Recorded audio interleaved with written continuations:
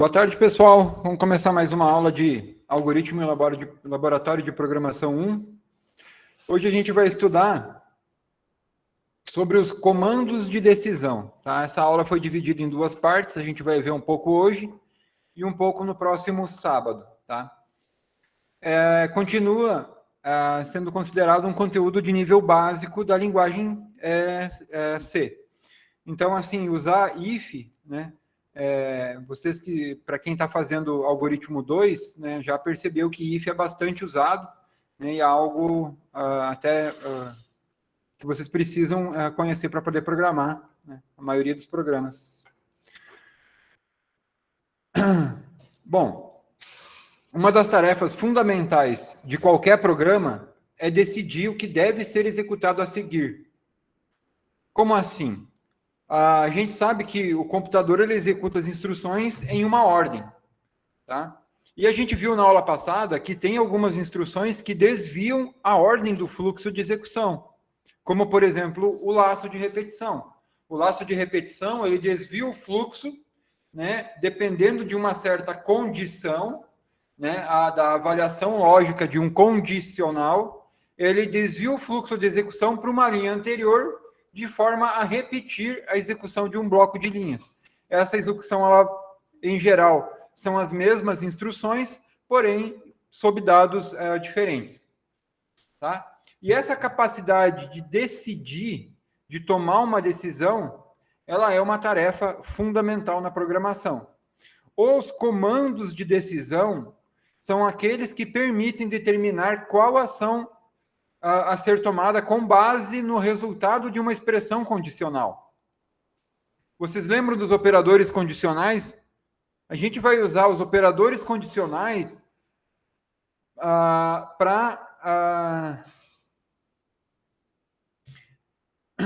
avaliar sentenças lógicas, tá? E aí a gente vai saber se essa sentença lógica ela é verdadeira ou falsa e executar uma ação, né?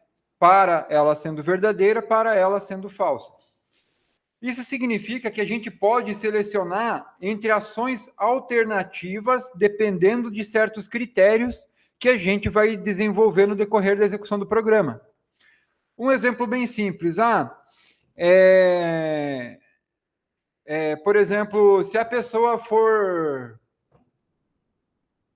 Para saber se uma pessoa está apta a se aposentar, ela tem que ter contribuído por pelo menos 35 anos, né, se for homem. E eu acho que 30 anos se for mulher. Então você precisa verificar, ela está apta a se aposentar? Bom, então eu preciso saber, se for homem, tem uma regra.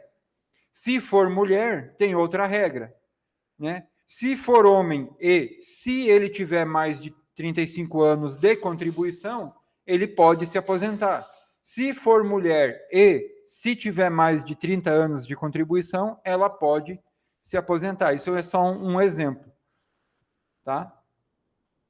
O primeiro comando que a gente vai aprender, e é o mais elementar dos comandos de decisão, e é o comando mais usado, e outro detalhe, esse comando ele tem em diversas linguagens de programação, C, C++, Java, Python, e a sintaxe e a semântica deles são praticamente muda pouca coisa, tá? É um detalhezinho.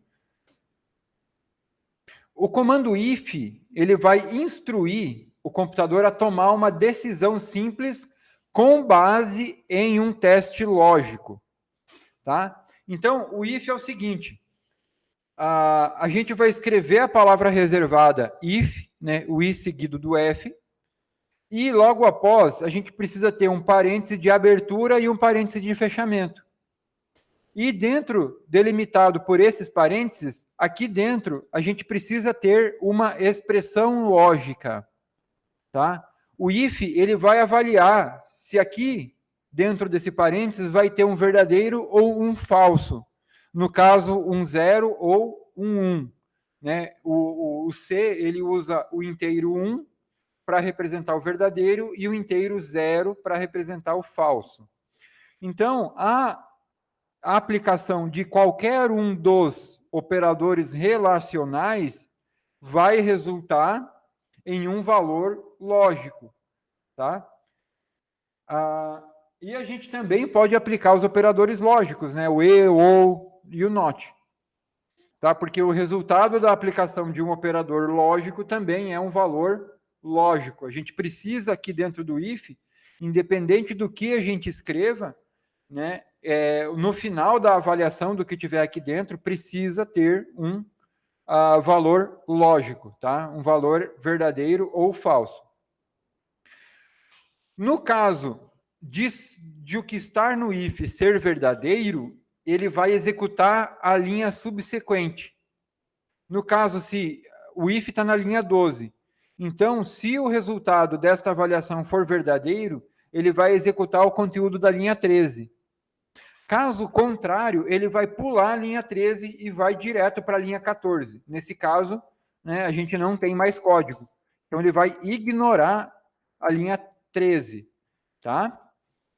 O que esse código faz? Esse código é o seguinte: a gente cria uma variável anos, solicita que o usuário entre com a sua idade, quantos anos você tem, tá?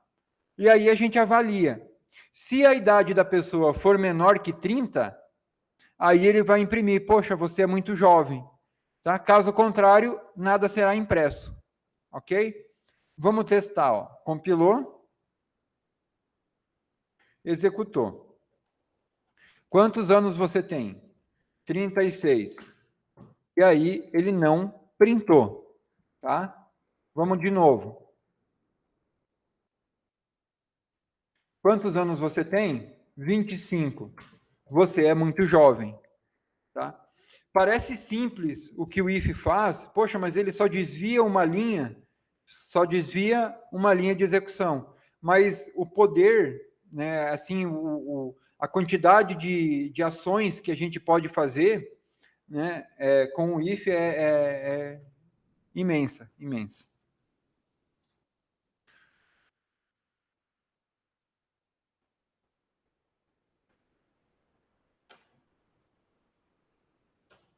O comando if, então, ele consiste na palavra-chave if, seguida de uma expressão de teste entre parênteses, tá? Uma avaliação lógica. Se a expressão for verdadeira, a instrução será executada, do contrário, nada será feito. O corpo do if pode conter uma única instrução, terminada por ponto e vírgula, no caso, a instrução da linha 13, nesse exemplo que a gente acabou de ver, ou várias instruções. Só que aí é a mesma questão do laço. Lembram do laço for, que a gente viu, até o próprio laço while? Né? Ele repete apenas a linha subsequente. Se a gente tem a necessidade de que mais de uma instrução faça parte desse condicional, a gente precisa usar o bloco. Tá?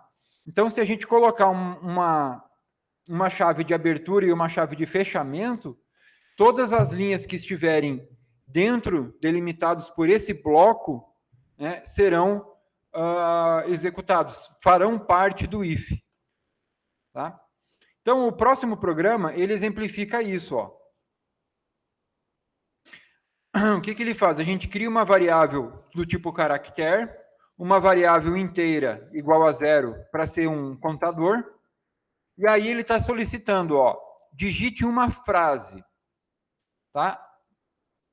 Para digitar essa frase, a gente vai usar a função get, certo? E olha como é que o laço while aqui foi configurado. Enquanto a letra lida for diferente de barra R. Tá?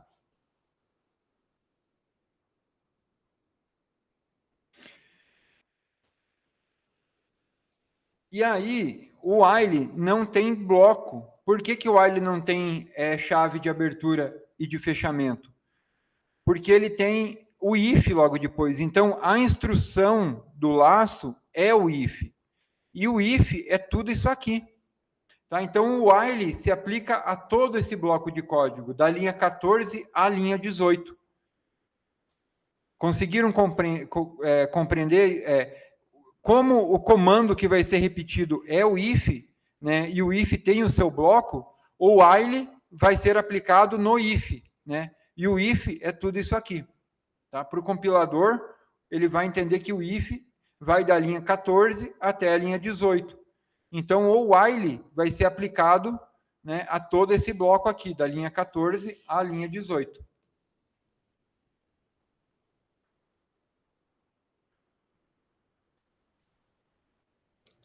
Então, compilou, digite uma frase. Tá?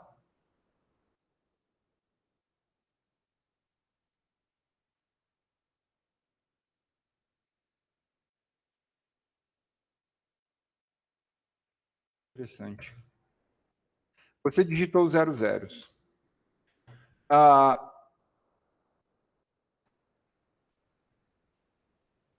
Tá. Vamos lá. Aí o que o if faz? Ó, o if vai testar se o caractere digitado é o caractere 0. Bom, toda vez que o caractere digitado for um caractere numérico 0, ele vai printar, ó, um 0 detectado e vai contar, ó, vai somar 1 no contador. Então, se no contador tinha 0, ao digitar um número 0, o contador vai passar a ter 1, digitou 0 de novo, 2, 3, e no final, quando a gente digitar o Enter, no caso o caractere /R, né, quando a gente digitar o Enter, ele vai sair fora do laço. Tá? Então, ao digitar o Enter, ele vai encerrar o laço while e vai pular aqui para a linha 19. Tá? A instrução que tem depois da linha 19 é o printf, que vai printar o conteúdo da variável contadora, que contou quantos zeros foram digitados. Então, vamos ver, ó, digite uma frase. Hello, 1, ó, 0 detectado. 0, ó, 0 detectado. Tá? Digitamos palavras, nada acontece. Digita 0, ó, 0 detectado. 1, 2. Tá? Quantos zeros a gente digitou? 1, 2, 3, 4, 5, 6, 7, 8, 9 zeros. Então, se eu digitar um Enter, você digitou 9 zeros. Certo? Bom, alguma dúvida, pessoal? Tranquilo. Tranquilo, ok. Acho que essa explicação eu já fiz. A parte inicial desse programa é o laço while. Tá? A gente, no próprio corpo do laço aqui, na própria avaliação lógica, a gente já faz a entrada de dados, tudo na mesma linha. Tá? Isso, acho que isso a gente viu na aula passada, exemplos assim. Ele vai ler caractere do teclado enquanto não for pressionada a tecla Enter. Tá? Então, não, né? Esse aqui é o símbolo não, o corpo do laço é composto por uma única instrução if, que verifica se o caractere digitado é o caractere 0. Se for, ele vai imprimir 0 detectado na tela e vai incrementar o contador de zeros. Quando a gente digitar Enter, o programa vai imprimir o número de zeros digitados. Tá? Observem também, pessoal, que o teste de um comando de laço sempre questiona se devemos ou não repetir o processo. Já o teste de um comando de decisão, ele questiona se a gente deve ou não executar um processo. Como nos outros comandos já vistos, caso várias instruções sejam necessárias no corpo de um if, elas devem estar entre chaves, tá? Da mesma forma que com o laço. Então, tem essa pequena diferença. O comando de repetição, ele avalia um teste lógico para ver se um trecho de código será repetido. E o comando de decisão questiona se um trecho de código deve ou não ser executado.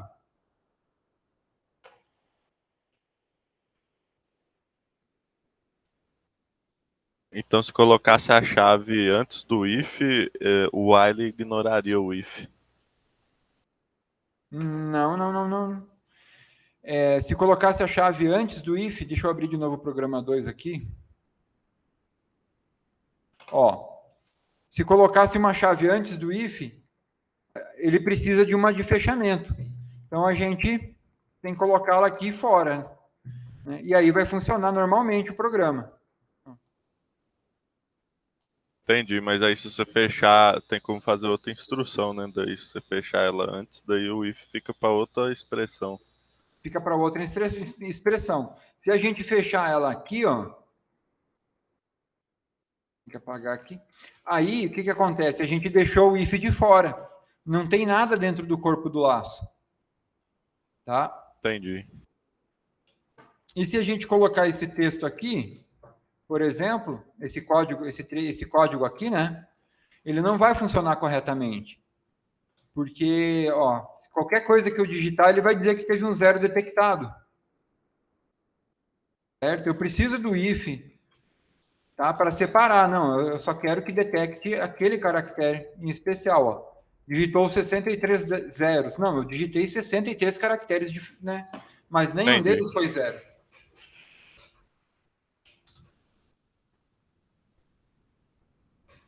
Ifs. Eu não sei se eu cheguei a explicar para vocês em alguma das aulas, mas no CodeBlock, para fazer tabulação automática, tem aqui, ó, botão direito, formate, use iStyle. Então, clica aqui, isso aqui já está. Mas se tivesse alguma coisa, né, torta, alguma coisa fora de posição, aí ele deixa tudo alinhadinho nesse padrão. É uma ferramenta que ajuda a deixar o código bonitinho.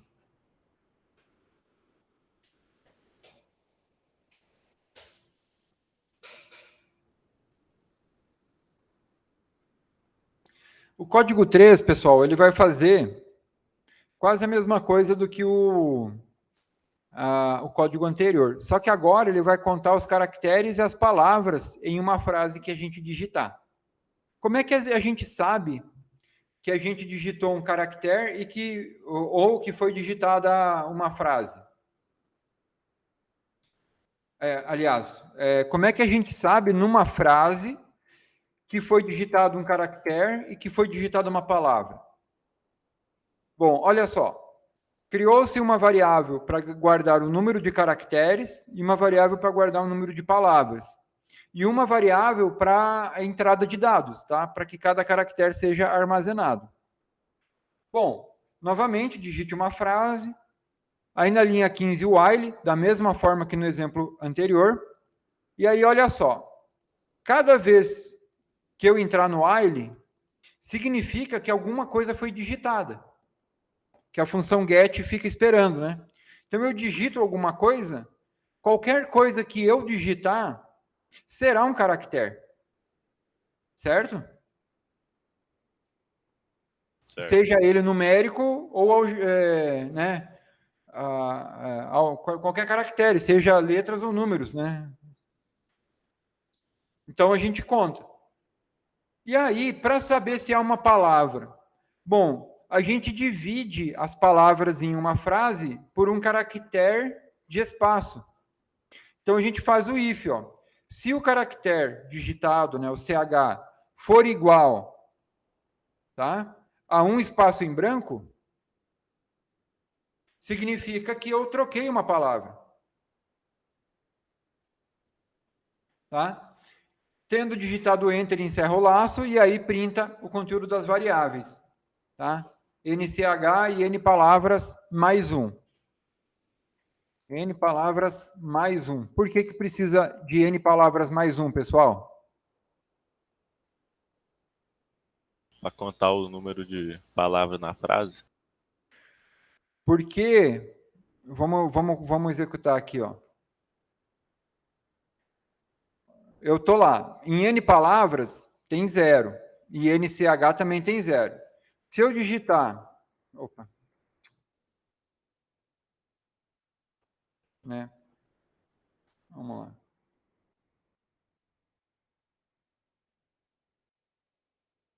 Olá, mundo. O que aconteceu? Quantas palavras tem aqui? 2, né? Quantos caracteres de espaço tem? Eu digitei só um. Tá? Então, a última palavra, ele não pega. Certo? Então, para que dê certo, tá? Porque assim, quando a gente termina uma frase, a gente não coloca um espaço no final. Então ele contou todas as palavras menos a última. Por isso que tem o mais um. Ó, foram encontrados 9 caracteres e 2 palavras. Agora, isso também gera uma falha, né? Porque olha só, se eu fizer olá, mundo, espaço e der enter, foram contados 10 caracteres e 3 palavras nessa frase. Tá? Então, ainda assim, a lógica ela não está perfeita. Certo?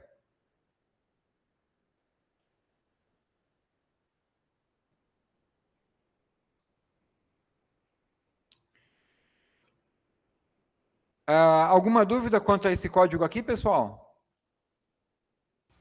Por mim tá tranquilo. O laço A ele vai ler os caracteres até que seja pressionado Enter, da mesma forma que no programa anterior. O corpo do laço ele vai ser composto por 2 instruções. A primeira incrementa o contador de caracteres a cada leitura. E a segunda vai verificar se o último caractere lido, né, se o caractere lido, aliás, é o espaço em branco.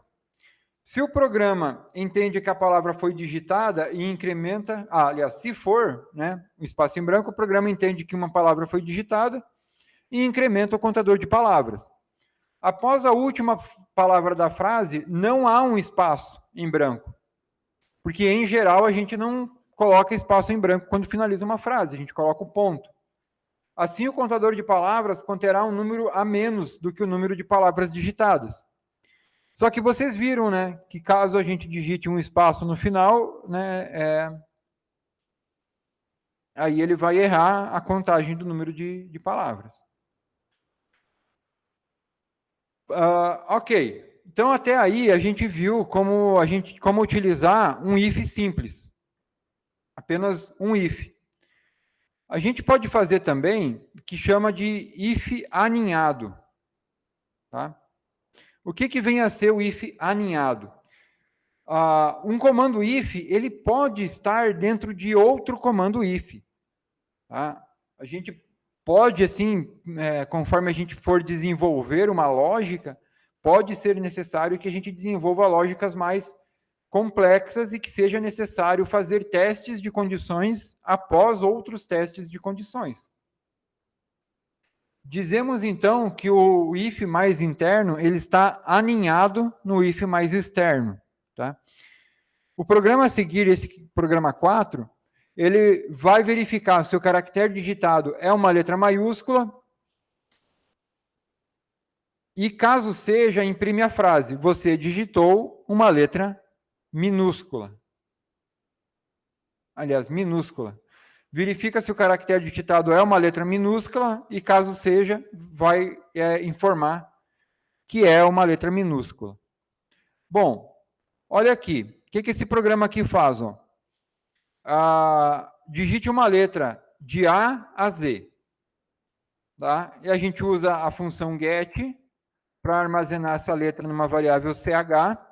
E aí, aqui dentro do if, a gente verifica, ó, se o caractere é maior ou igual a A minúsculo, caso ele não for, tá, maior ou igual ao A minúsculo, significa que ele é um número que está, que ele na tabela ASCII, tá, ele não é um caractere, não é uma letra.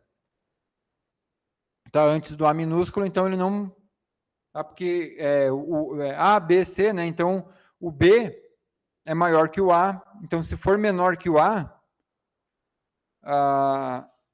ele não está no espaço de letras minúsculas. Caso não for, tá? Então ele já vai pular para a linha 15. Caso ele não for, aqui vai ser falso, e ele vai pular para a linha 15 e vai encerrar o código. Agora, caso aqui for verdade, ele vai testar. Bom, mas testar que o caractere é o A minúsculo ou algum que venha depois do A minúsculo não é o suficiente para garantir que a letra digitada seja uma letra minúscula. Eu preciso delimitar o final do intervalo de letras, que é a letra Z minúscula. Então, caso seja uma letra que seja o A ou que venha depois do A, eu preciso verificar se ela é menor ou igual ao Z, certo? Então, se ela for maior ou igual ao A e menor ou igual ao Z, significa que ela é uma letra minúscula, tá? Que pertence ao intervalo A, Z minúsculo. Vamos testar. Compilou, rodou, olha só. A, você digitou uma letra minúscula. Se eu digitar o A maiúsculo, nada acontece, ó. Tá? Ele desvia o fluxo de execução lá para a linha 16 e encerra.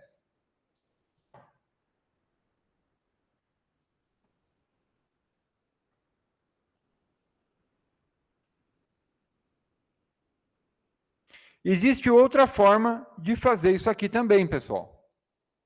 Tá? A gente poderia fazer só com if? Poderia. A gente poderia usar o e lógico e colocar o condicional aqui. Tá? Então, olha só. Eu estou avaliando se ele é maior ou igual a A, e então os dois têm que ser verdade. Com o e lógico, as duas sentenças precisam ser verdadeiras. Então, esse código aqui, ele é equivalente ao código anterior. Ó, vamos compilar.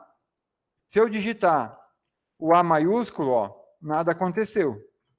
Se eu digitar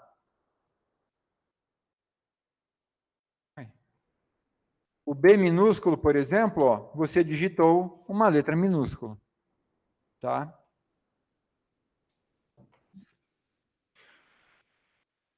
Então, depende muito da forma também como a gente programa. Tá? Nesse exemplo, não era assim necessário, né, tem uma saída, a gente não precisa usar if aninhado. Poderia ter feito tudo usando o e lógico. Mas tem casos em que fica mais legível, mais organizado o código com o aninhamento de ifs. Certo, pessoal? Alguma dúvida? Para mim, tá tranquilo.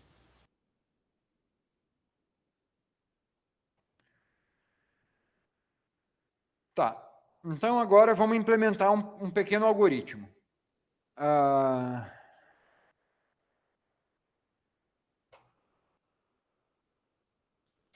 Certa vez, me deparei com um estranho método de encontrar o quadrado de um número positivo. O algoritmo é o seguinte, ó. O quadrado de um número positivo, n, tá? Para qualquer número, então, positivo, é igual à soma dos n primeiros números ímpares. Esse é o algoritmo. O quadrado de um número n, sendo positivo, é igual à soma dos n primeiros números ímpares. Vamos explicar. Por exemplo, 3 ao quadrado é igual a 1 mais 3 mais 5. Tá? Então, 3 ao quadrado dá 9. 5 mais 3 é 8, mais 1, 9. Até aí tudo bem. 6 ao quadrado, tá? É a soma dos 6 primeiros números ímpares. Ó. Então, o primeiro número ímpar é o 1, depois 3, 5, 7, 9 e 11. 11 é o sexto número ímpar. Entenderam? Ó? Então, aqui é o primeiro número ímpar, o segundo...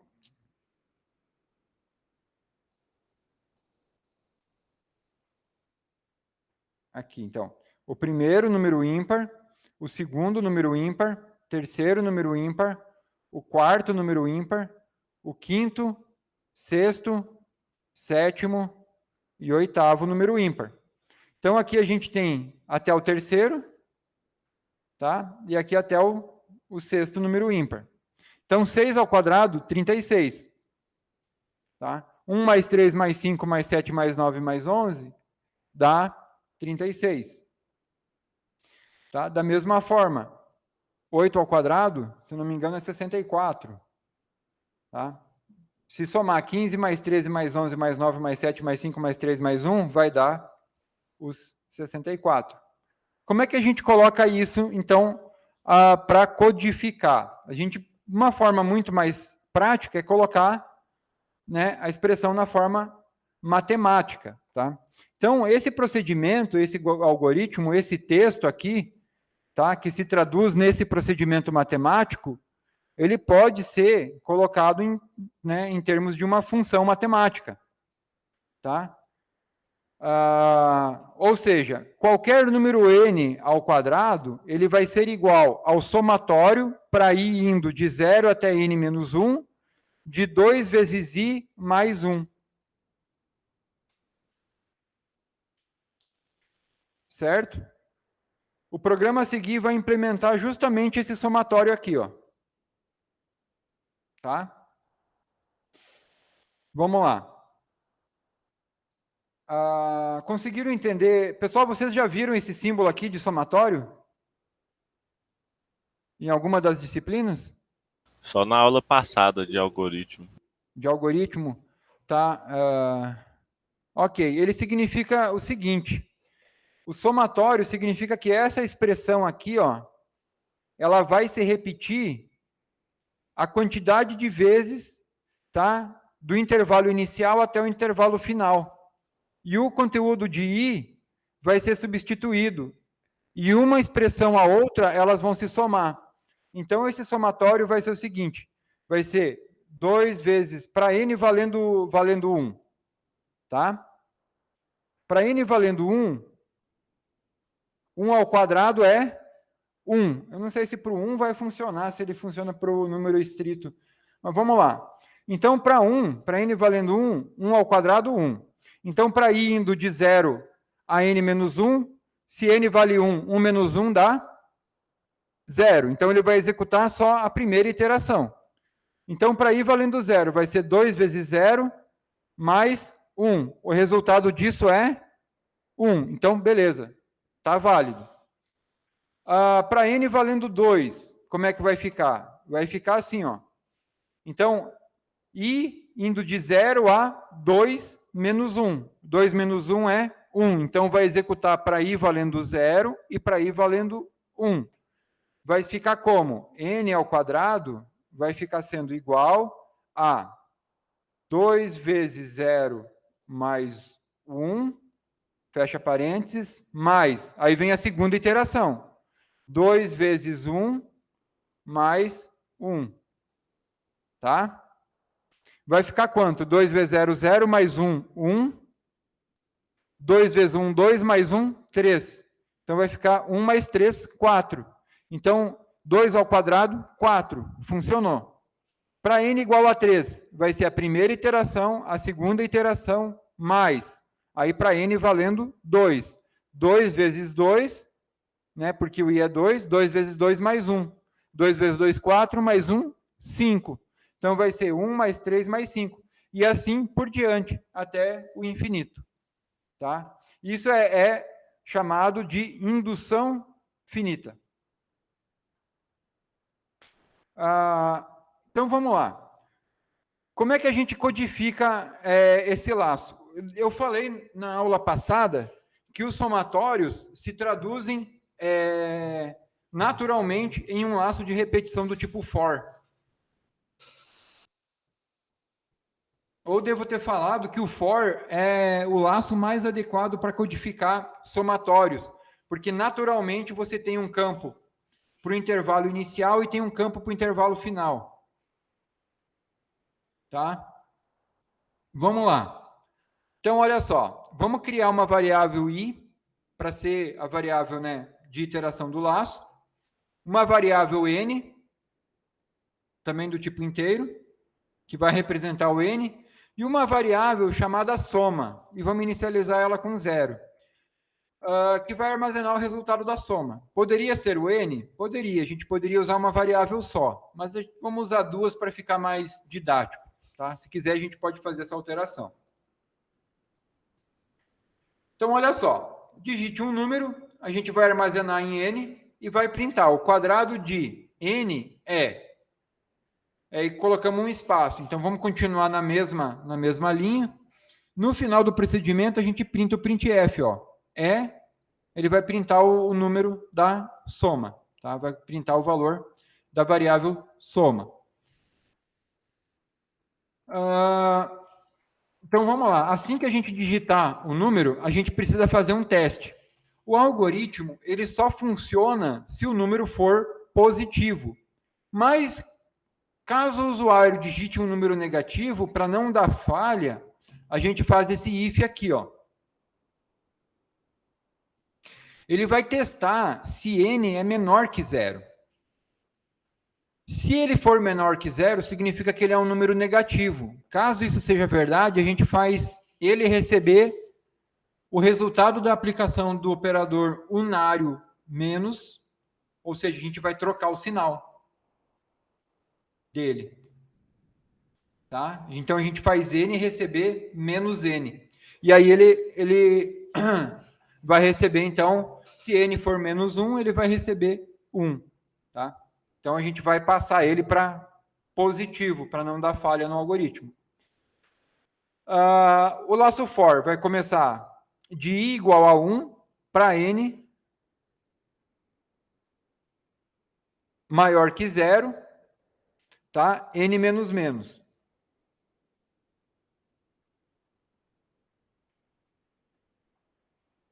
Tá? Então, o iterador vai começar de 1, vai repetir enquanto n for um número maior que 0, e a cada iteração a gente vai decrementar uma unidade em n. Tá? Dentro do laço, então, para cada iteração, a gente vai totalizar o conteúdo da variável i em soma. E depois vai fazer o i somar 2. Por que o i somar 2? Porque assim, ó, se o item 1, 1 mais 2, 3. 3 mais 2, 5. Então, de 2 em 2, eu pulo. E em i eu armazeno apenas os ímpares. Tá? E aí a gente soma os ímpares. Quantas vezes? N vezes. Certo? Tem outras formas de codificar? Tem. Vamos modificar esse código. Ó. Então, vamos lá. Digite um número. 5. 5 ao quadrado é? 25. O quadrado de 5 é 25. Como é que ele obteve esse 25? Fazendo essa operação de soma. Vamos modificar esse código? Vamos. Vamos mudar esse laço aqui, ó. Fazer um comentário de bloco, tá? É barra asterisco, finaliza o comentário de bloco com asterisco barra. Então, esse código aqui foi todo comentado. E vamos fazer o outro laço for. Vamos tentar fazer um laço for mais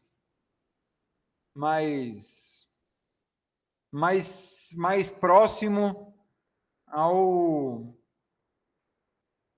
somatório. Vamos lá. For. Então, para i igual a 0. Então, para i menor igual a n menos 1.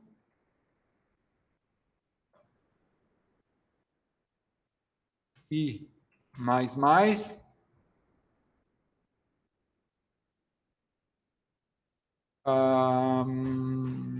Aqui dentro, então, n, aliás, soma, vai receber...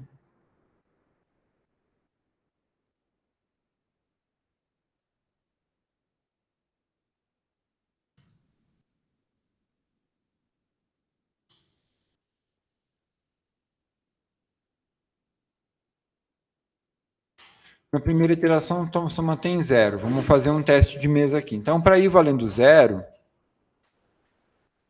se eu digitar 2, aqui vai dar 1, então vai até 1. Então, vai valer 0, vai dar 1. Vai executar a próxima iteração.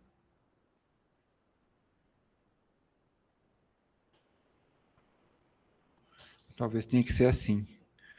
Vamos testar aqui. Digite um número. 5. Quadrado de 5 é 16, não. Vamos botar o igual aqui. Digite um número, 5 é 25. Beleza, funcionou. Vamos testar com outro número. Testar com 1. Quadrado de 1 é 1, funcionou. Testar com o número 2. Quadrado de 2 é 4. Beleza, funcionou. Então, aqui, pessoal, vocês conseguiram compreender que está praticamente igual, tá até para botar entre parênteses assim, está praticamente igual à expressão matemática do somatório? Para ficar mais igual, em vez de soma, a gente podia criar o nome variável N2. Será que foi daí que eles tirou a inspiração de fazer for? Provavelmente, porque o C, ele também é baseado em... tem muita coisa semelhante ao Fortran. Né? E o Fortran foi criado realmente em cima... Fortran significa Fórmula Translator, né? Tradução de fórmulas. Foi uma linguagem de programação criada especificamente para a matemática. E eu acho que veio disso aí. As linguagens de programação, né, a programação veio da matemática. Aí também, como é uma linha só, a gente também nem precisa do bloco. Aqui. Então, olha só, tem várias formas, pessoal, de codificar uma mesma solução, o mesmo problema. Uns mais legíveis, outros menos legíveis, tá? Às vezes, fazer assim, tão legível, tão semelhante, pode não ser tão legal, tá? Porque ele pode executar mais iterações do laço, pode ter mais operações matemáticas, né? Pode ter uma carga de uso de memória ou de uso de instruções, né? de execução de instruções maior. Tá? Então, às vezes a gente pensa, tá, assim eu estou traduzindo literalmente como está aqui a expressão matemática. Mas eu posso melhorar o desempenho? Né? Quantas iterações esse laço vai fazer? Tem como eu diminuir? Né? Esse aqui pula de 2 em 2, né? Ele acaba que executa menos iterações para fazer a soma. Já faz mais... ou não? Acaba que faz a mesma quantidade, né? Exatamente a mesma quantidade. Vamos ver, aqui faz uma operação de soma, 2 operações de soma, um teste lógico, 3 operações de soma, porque a subtração também é uma soma. Então, ele faz 1, 2, 3 operações matemáticas e uma operação lógica. Aqui ele vai fazer uma operação matemática, 2 operações matemáticas, 3 operações matemáticas, 4, 5 operações matemáticas e uma operação lógica. E usa a mesma quantidade de variável. Qual é mais eficiente? A primeira forma. Então, às vezes, é necessário a gente abrir mão da legibilidade em prol do desempenho. Tá? Vamos testar? Deixa eu lembrar, é time.h.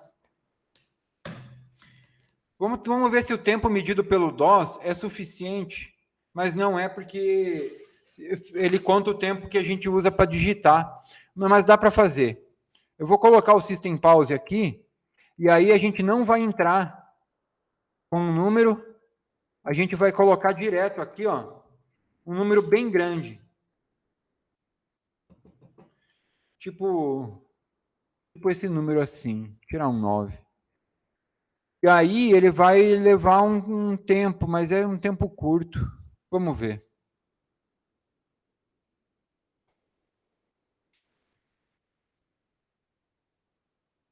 Não posso botar o System Pause. Ó, executou em 0,04 segundos. 0,04. Se a gente comentar...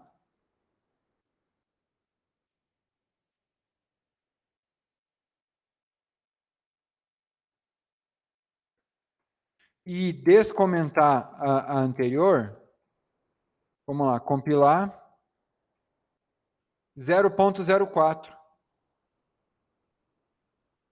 Executou a mesma coisa, precisa ser um número maior.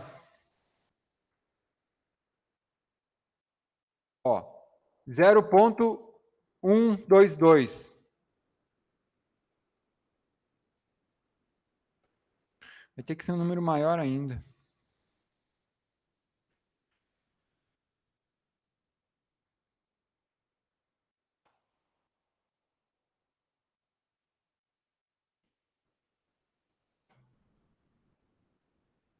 Zero ponto 105.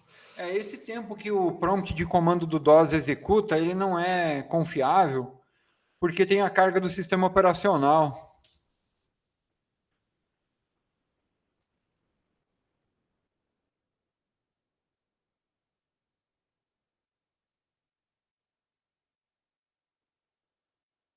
Zero ponto 113. Ele vai ficar variando. Teria que usar a biblioteca para medir tempo de execução de código para fins de comparação, para você saber se o código, o seu procedimento é mais ou menos eficiente, tem que usar os métodos da biblioteca Time. Vamos fazer. Agora são 3 horas, faltam mais 3 códigos. Acho que vale a pena ensinar vocês isso.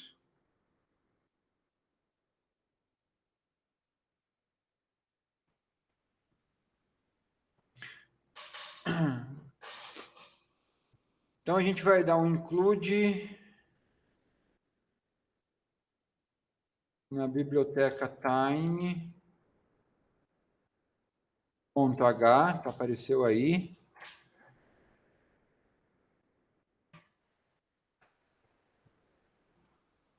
A biblioteca time, pessoal.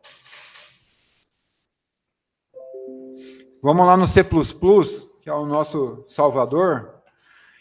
Tem várias funções. Ó. A gente pode pegar o clock atual, tá? A diferença entre 2 tempos. Enfim, a gente vai usar essa aqui, ó. Time, para pegar o tempo corrente, igual a gente fez lá com a semente. A gente pode, pessoal, também medir tempo pegando o clock e dividindo por essa constante aqui, ó. Clock por segundo. É um pouco mais preciso ainda, quando a gente não consegue medir o tempo ou subtrair os tempos, né? Às vezes a execução é muito, muito rápida. E a biblioteca não consegue, então a gente consegue pegar quantos pulsos de clock foi utilizado para executar aquelas instruções, ou seja, quantos pulsos, né, que o processador de clock que o processador precisou. E aí essa constante aqui, nessa constante vai estar armazenado pela frequência do processador. Por exemplo, se o processador é de 3.2 GHz, significa que o relógio do processador, né, o clock do processador, ou seja, uma onda de corrente alternada quadrada, que vai sincronizar todas as instruções do processador, né, ela varia entre um máximo e um mínimo 3.2 gigavezes por segundo. Giga é 1000 vezes... 1000 é quilo, aí 1000 vezes 1000 é mega, 1000 vezes 1000 vezes 1000 é giga. Então, é um número bem grande de vezes em um único segundo. Mas a gente consegue pegar essa constante e aí fazer a conta, né? Foi tantos clock, divide por clock por segundo, você tem a quantidade em segundos. Aliás, multiplica por clocks por segundo e você tem a quantidade em segundos. 10 clocks em um segundo, divide por clocks por segundo. Vamos ver aqui a função time, então. Vamos pegar por time.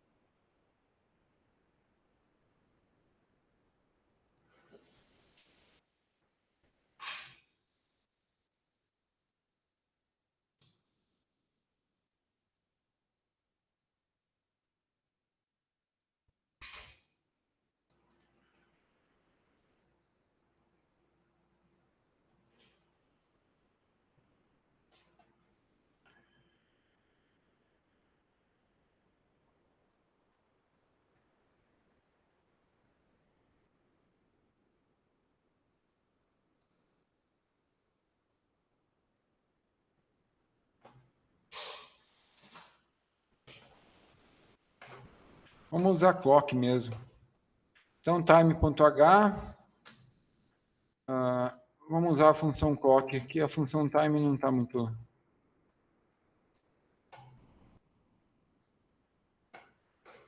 Vamos usar a função clock, e aí a gente vai medir o tempo por isso aí, ó. Aqui no caso, ele está medindo o tempo de um procedimento matemático. E olha como é que ele está fazendo. Ele pega aqui o clock atual antes da onde ele quer medir, ele pega o clock final, subtrai o clock inicial, e aí ele printa isso, ó. Então, para fazer a operação, ele precisou de tantos pulsos de clock. E a gente pode converter isso em segundos, ó, dividindo pela constante clocks por segundo. Então, vamos copiar essas linhas aqui mesmo e jogar lá no programa. Tá?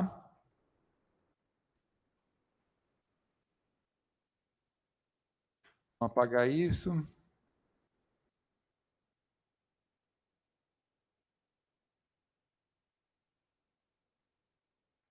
Isso aqui vai lá para o final.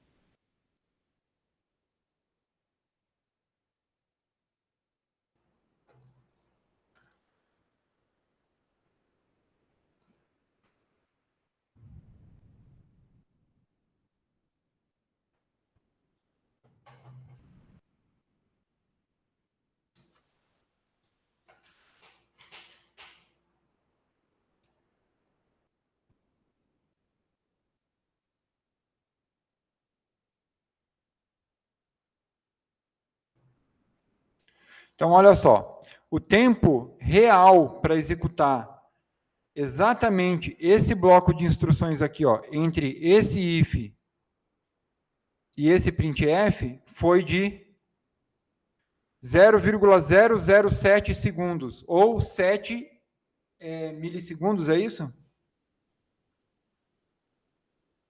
Tá? 0,007 segundos. Vamos comentar esse bloco de código e vamos tirar o comentário desse bloco. Vamos ver qual que é mais rápido. Exatamente a mesma coisa. Compilou? 0,008, ó. Tá? É um pouquinho mais lento. Ah, mas é pouco.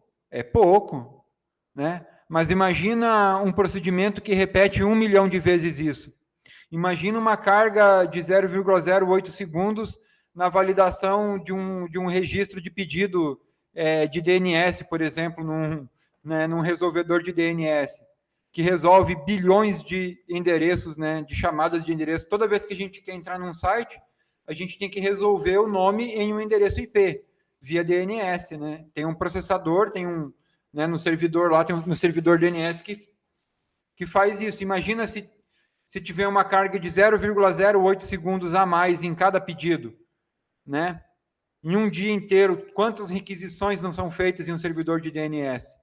Então, às vezes parece pouco, mas existem aplicações em que, às vezes, uma instrução faz diferença. Principalmente em sistemas embarcados, em que o procedimento o processamento é mínimo. Tá? Conseguiram entender essa parte que eu medi o tempo aí, pessoal? A comparação entre os dois procedimentos? Né? Esse procedimento aqui tem algumas operações matemáticas a mais do que o procedimento aqui de cima. Tá? E por isso ele tem uma carga levemente maior em tempo de execução.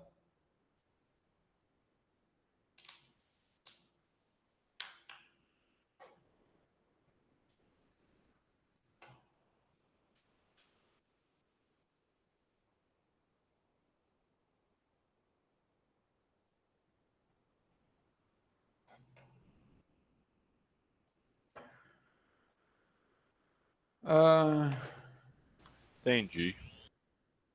Deixa eu ver aqui, o Zé Luiz mandou mensagem.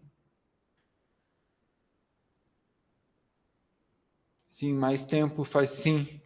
Então, eu acho que eu já devo ter comentado com vocês, mas tem duas grandezas que a gente avalia em um código-fonte, em um algoritmo que a gente codifica, ou em um código, né, em um programa que a gente faz. Tem duas coisas que a gente sempre tem que avaliar. A complexidade com relação ao uso de memória e a complexidade com relação ao tempo de execução. A complexidade com relação ao uso de memória diz respeito a como a memória vai ser utilizada durante a execução do algoritmo, né, do código. Né? Se ele vai usar muita memória ou pouca memória, ou se esse uso de memória cresce ao longo da execução, né, ou não. E a complexidade, se o uso da memória cresce ou não conforme o tamanho da entrada. E a complexidade de tempo, como a gente não sabe exatamente qual é o processador, o computador, a arquitetura, enfim, que vai executar aquele código, o que a gente pode fazer é estimar a complexidade de tempo com base na quantidade de instruções. Por quê? Porque o tempo de execução ele é diretamente proporcional ao número de instruções que serão executadas. Quanto mais instruções, maior o tempo de execução. Então, uma das coisas que a gente faz em análise de algoritmo é analisar a quantidade de instruções, contar a quantidade de instruções e ver como elas se repetem num laço e tal, conforme a entrada. O valor da entrada. O que é a entrada? Os dados de entrada desse programa. Bom, agora, pessoal, a gente vai ver o comando if-else. Até o momento, a gente viu só o if. O if é só metade do comando. O if, ele diz o que a gente vai fazer se for verdade. O else é o que vai acontecer se for falso. Tá? Então, olha só. O comando if-else é a expansão de um if simples. O comando if permite que a gente execute, né, um trecho de código somente se a sua expressão de teste for verdadeira. Caso contrário, nada é feito. Mas vamos dizer que a gente quer executar alguma coisa se a expressão de teste for verdadeira, mas se ela for falsa e somente se ela for falsa, executar um outro trecho de código. Tá? Que caso ela seja verdadeira, não pode ser executado. Eu não posso colocar depois do if. Tá? Porque um código que eu colocar depois de um if, fora de um if, ele vai ser executado, né, tanto se o if for verdadeiro ou falso, mas eu quero um trecho de código que só execute se o if for falso. É para isso que a gente usa o else. Tá? Como é que é a sintaxe? O if-else consiste no comando if, da mesma forma como a gente viu, tá? Acompanhado do seu bloco de instruções, e depois disso, a gente coloca a palavra-chave else, também acompanhado da sua instrução ou do seu bloco de instruções. Tá? Vamos lá. Como é que fica? Ó, if, a expressão de teste, e as suas instruções ou blocos de instruções. E aí depois o else. Então, nesse trecho de código aqui, é o que a expressão teste, é o que vai ser executado se a expressão teste for verdadeiro. Nesse trecho de código aqui, ó, ele só vai ser executado se a expressão teste for falsa, tá?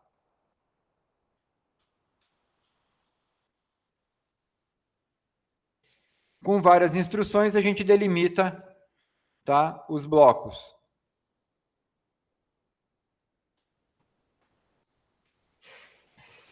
Esse próximo código aqui, ó, ele é aquele código que vai contar os zeros, só que agora, tá, tem uma pequena modificação. Ele vai contar, ó, ele vai verificar se o contador é maior que zero, e ele vai printar, você digitou tantos, né, números zeros. Mas, Se a pessoa não digitou nada, aí ele vai informar. Bom, se o contador for maior que 0, significa que apareceu um 0 na frase, ele vai printar. Então, você digitou o número de zeros. Agora, caso o contador for 0 ou um número negativo, o que é difícil acontecer nesse código, mas, enfim, significa que nenhum 0 foi digitado. Aí ele vai printar a frase, você não digitou nenhum 0. Por quê? Porque o if vai avaliar essa condição e aí a linha 20 só vai ser executada se o condicional do if for verdade e a linha 22 só vai ser executada se o comando do if for falso. Vamos lá, ó. Compilou, executou. Digite uma frase. Você digitou 5 zeros. Vamos de novo. Agora uma frase. Eu não vou digitar nenhum 0. Ó. Você não digitou nenhum 0. No exemplo anterior, ele dizia assim, você digitou 0 zeros, né? Mas agora não, você não digitou nenhum 0. Você não digitou nenhum 0.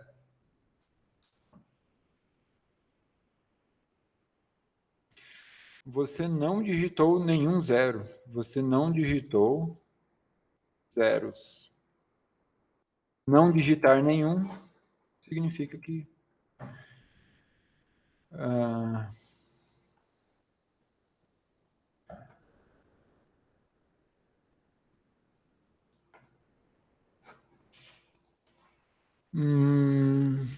Tem como modificar isso? Tem. Por exemplo, aqui, a gente poderia ter feito isso aqui, ó.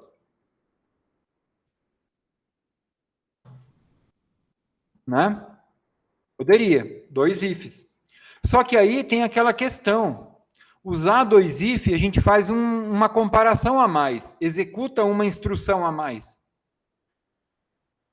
Certo? Então, ele é mais oneroso computacionalmente do que a estrutura if-else.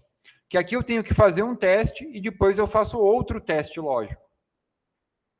Tá? E desvios de fluxo. Ali não, ali é simplesmente um desvio de fluxo. Um único teste lógico. Tá? Tá? Dessa forma aqui também funciona. Ó. Compila, executa, digitar aí. Você não digitou zeros. Tá? Então, funcionaria, mas aí também tem aquela questão. Eu uso o if-else, eu uso só ifs. Usar só o if resolve tudo, pessoal. Não precisa usar o else. Mas a carga computacional é um pouco maior. Hoje, a gente vive num conforto computacional que na década de 80 e no início da década de 90 não existia. Com o advento do Pentium 4, tudo mudou. Porque a partir do Pentium 4, começou a ficar disponível grandes quantidades de memória RAM, grandes quantidades de clock de processamento, né? Passou a barreira dos gigas. Tá? Até então, o Pentium 3, acho que tinha chegado a 1 giga, mas, enfim, tá? Eram valores, né? O Pentium 2, o Pentium 3, o Celeron eram valores inferiores a 1 giga a frequência de operação.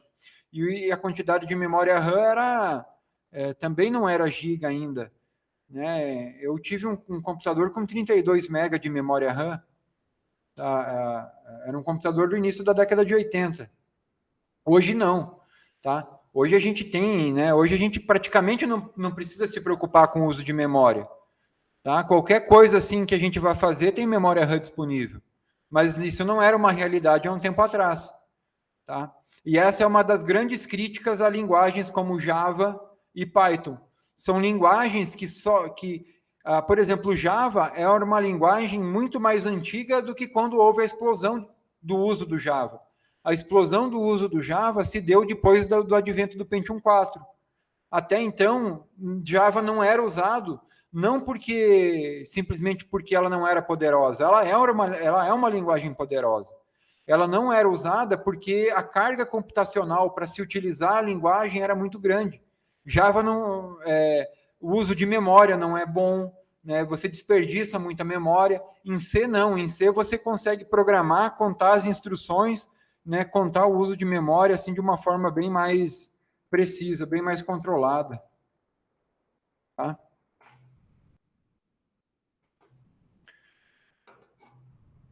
O próximo programa, pessoal, ele vai desenhar um tabuleiro de xadrez na tela. Tá? Vai imprimir, então, usando caracteres gráficos da tabela ASCII, tá? Espaços em branco e todos os pixels do quadrado cheios. Tá? Ele vai printar, então, quadradinhos pintados e não pintados. Como é que ele vai fazer isso? Um tabuleiro de xadrez é um espaço bidimensional. Imagine um tabuleiro de xadrez como se fosse um plano cartesiano, x, y e x, x e y. Tá? Ou igual indexar um array bidimensional, uma quantidade de linhas e uma quantidade de colunas. Então, a gente vai precisar fazer 2 laços. Tá? Esse system CLS limpa a tela para garantir que não tenha nenhum texto e o tabuleiro fique só ele impresso. Então, a gente vai fazer um laço para passar, para iterar pelo espaço de linhas e um laço para iterar pelo espaço de colunas. Entendeu? Então, a gente tem aqui um índice para linha e um índice para coluna. O índice para linha é no laço mais de fora. O índice de coluna está nesse laço aninhado dentro do laço anterior.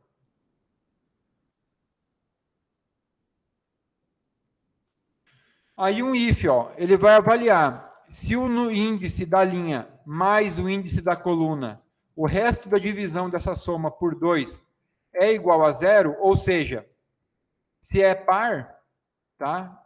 Se o resultado da soma der um número par, então ele vai printar um caractere cheio, vai printar o quadradinho de preto. Caso contrário, ele vai printar o quadradinho de branco. Então, no tabuleiro de xadrez, para pintar um sim e um não, tá? Essa é uma excelente estratégia. Eu somo os 2 índices e verifico se ele é par. Se ele é par, eu pinto. Se ele não for par, então deixa em branco. Tá? E aí vai passar por um sim, um não, um sim, um não, um sim, um não. Toda vez que iterar a coluna também. E esse printf aqui, ele está dentro desse for, mas está fora desse for. Esse for é válido só até aqui.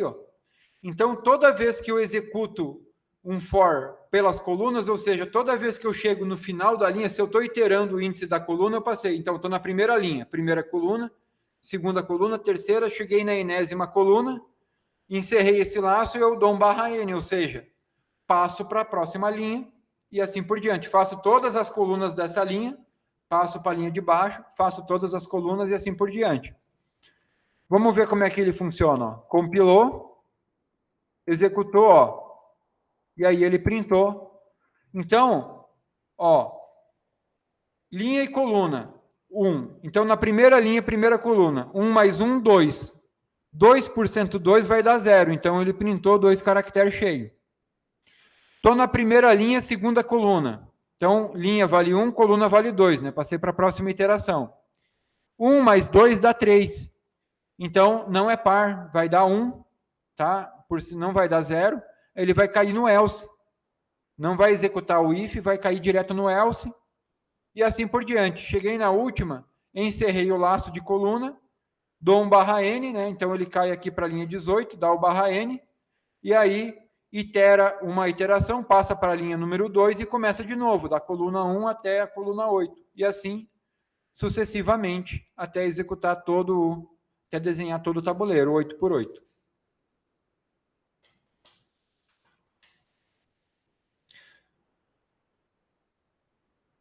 Certo, pessoal?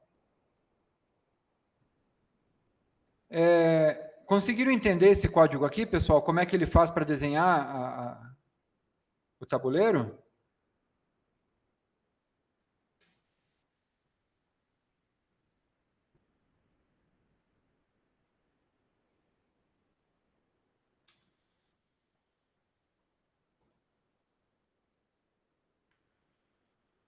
O que você falou aí que cortou para mim? Cortou? Será que foi a... Minha net aqui que tá meio ruim. Assim, eu perguntei se vocês conseguiram entender como é que ele faz para desenhar o tabuleiro com a explicação. Sim, entendi. Tá? A explicação aqui, né, que ele soma os dois ifs, os dois índices para avaliar se dá par ou ímpar, você conseguiu ouvir? Sim, só a parte final que não. Ah, beleza, então. Tá? Então, aqui também poderia ser resolvido com outro if? Poderia. Mas aí eu ia colocar aqui para ver se ele ia dar diferente de zero. Eu ia executar de novo uma operação matemática e outro teste lógico. Mais duas operações matemáticas e outro teste lógico aqui. Então, usa o else e ele é bem mais...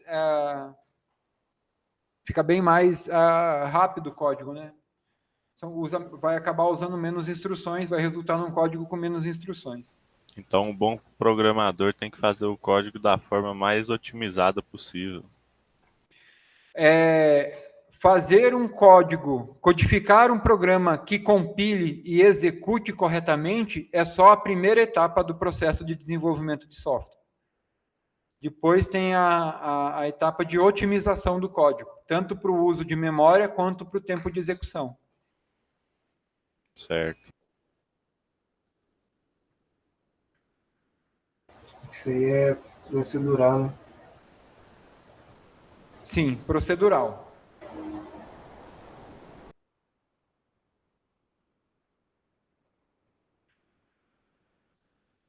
Bom, vamos para o nosso último código da aula de hoje, então. É um código que vai simular um jogo de cara ou coroa. O programa a seguir vai implementar um jogo de cara ou coroa. Neste exemplo, o jogador escolhe cara e o outro jogador vai escolher, então, coroa. É introduzida uma das escolhas. O computador joga a moeda e produz a resposta. O jogo pode ser repetido várias vezes e o número de vezes é escolhido por um jogador. O programa vai usar aquela função rand, né, para simular o jogo da moeda. Vai usar um número pseudo-aleatório. Por que o número é pseudo-aleatório, pessoal? Vocês lembram da função rand? Lembro. Como é que a gente faz para gerar números aleatórios reais? Realmente aleatórios? Aí é mais complicado, né? Precisa usar um serviço de geração de números aleatórios. Uma curiosidade. Também existem módulos geradores de números aleatórios. Tá? Tem computadores que geram números aleatórios através da observação de algum fenômeno físico, né, naturalmente aleatório. Eu comentei, acho que do random.org, que observa quantas partículas entram na atmosfera em um determinado instante de tempo. Né? Tem um sensor que fica apontado para um quadrante do céu e ali ele fica contando. Tá? Mas tem outras formas. O decaimento radioativo do urânio também é um fenômeno puramente aleatório. Então, se você tiver uma partícula, um pedaço de urânio em uma câmara com um contador Geiger ali, as contagens também são aleatórias. Então, existem várias formas de gerar números aleatórios, mas elas são bem complicadinhas. Não dá para ter em casa, não. Não que eu saiba, né, pelo menos. Bom, vamos lá. Como é que esse código aqui, então, vai funcionar? Uma variável n, uma para armazenar o totalizador de perdas e ganhos. Quantas vezes a gente vai querer jogar? Então, vai ser armazenado na variável n e é perguntado já no início da execução. Um laço for, que vai fazer, então, a iteração em praticamente todo o código, tá? Ou que vai passar, então, de 0 a n. Né? Se eu colocar, então, que eu quero jogar 5 vezes, o laço for aqui vai repetir o jogo 5 vezes. No final desse laço, ele vai, então, printar os totalizadores, tá? Ou seja, a variável ganho e a variável perda, tá? Número de vezes que a gente ganhou e perdeu. Como é que funciona o algoritmo aqui, o jogo? Então, olha só, ele vai pedir para você escolher entre cara e coroa. Se você digitar 0, significa que foi escolhido cara. Se digitar 1, significa que foi escolhido coroa. E aí, ele vai fazer um laço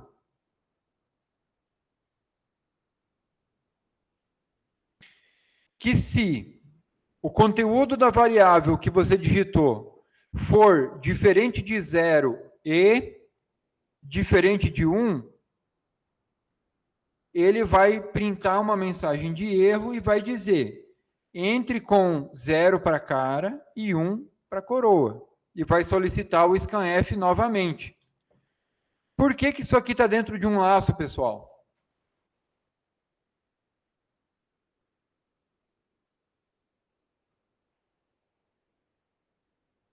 Porque se a pessoa digitar errado a primeira vez, ele vai entrar nesse laço aí e vai solicitar que ele digite um número correto, né? 0 ou 1. Se ele tornar a digitar errado, o jogo não vai dar falha. Ele vai continuar solicitando o erro, 0 ou 1, tá?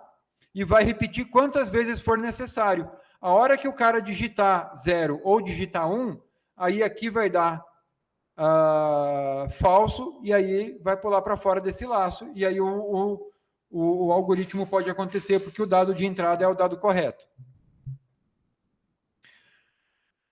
Tendo, então, a escolha da moeda digitada, a gente parte, então, para a avaliação, tá? Como é que a gente faz essa avaliação? Se o resultado da chamada da função rend, aliás, por 102, ou seja, se o número que a função rend me retornou for par,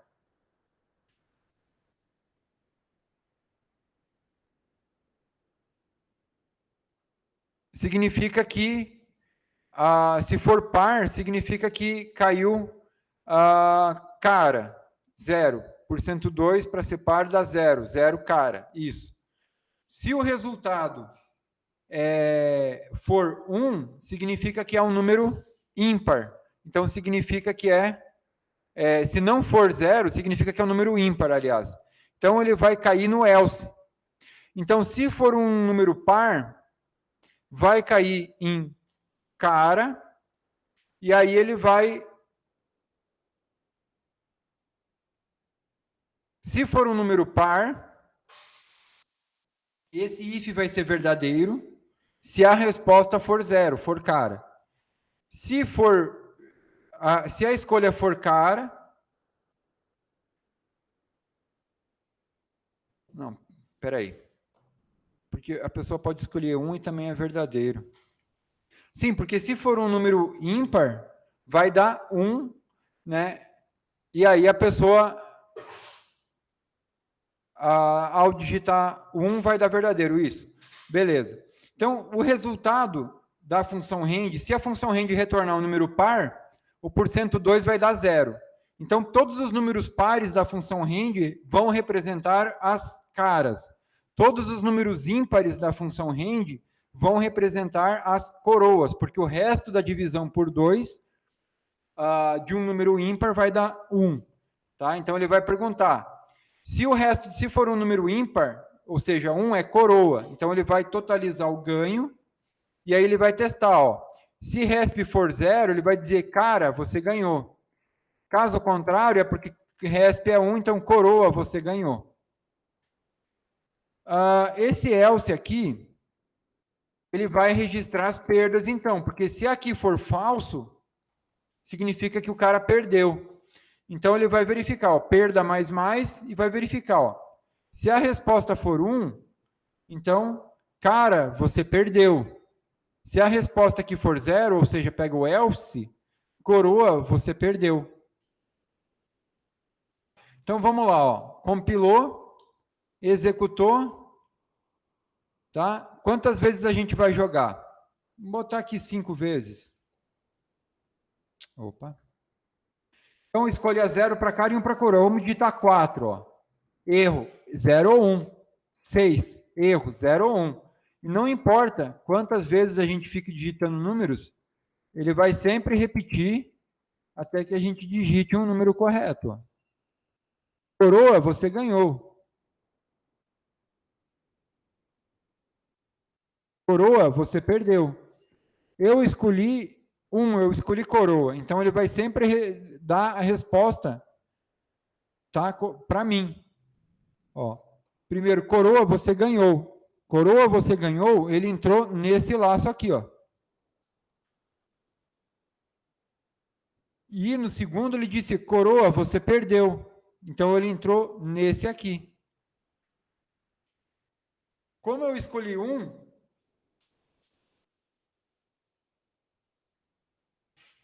Vai ser coroa até o final. vai ser coroa até...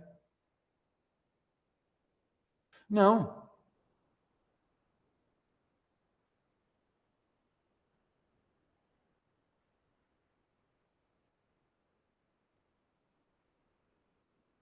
Eu digito de novo.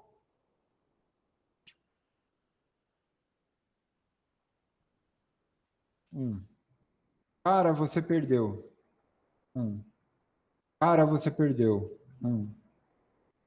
Coroa, você ganhou. Relatório final. Número de jogos que você ganhou. Ganhei 2 e perdi 3. Eu não sou um cara bom para jogar cara ou coroa. Entendi.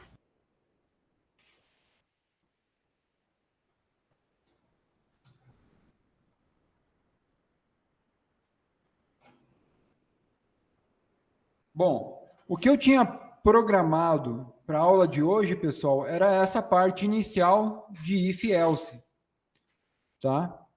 Na próxima aula, a gente vai continuar o conteúdo de comandos de decisão.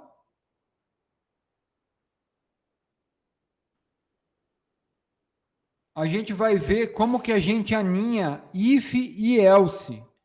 E aninhar if e else, pessoal, pode gerar alguma ilegibilidade, porque a gente às vezes não sabe exatamente para qual if o else pertence, tá?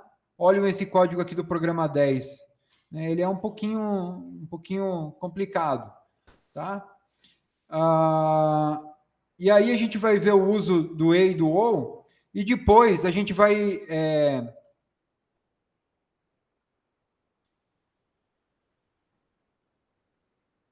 aprender o que é o break e o continue, tá? O break e o continue são bastante usados, principalmente o break. Ele é usado para finalizar laços também. E o mais importante no final, a gente vai ver o switch case. O switch case é uma estrutura que como se fosse um if, como se fosse vários ifs e elses aninhados. Tá? O switch case, ele vai resolver aquele problema de aninhar ifs. Tá? Então, para não ter que aninhar ifs, muitos ifs, né, a gente pode usar o switch case. Tá? E aí o switch case resolve isso. Esse switch case aí dá uma resumida boa, hein? Sim, principalmente quando a gente tem um programa que a gente precisa aninhar ifs, em geral, o switch case ele resolve esse problema de aninhamento de if. Certo? Certo. Pessoal, tem alguma coisa que vocês queiram perguntar? Alguma coisa que vocês queiram que eu explique? Eu acho que o que eu estava pensando era no alinhamento de if. Né? Aninhamento de if? É, que você estava falando. Uhum. Você pode usar o else if, né? Ou não tem... Sim.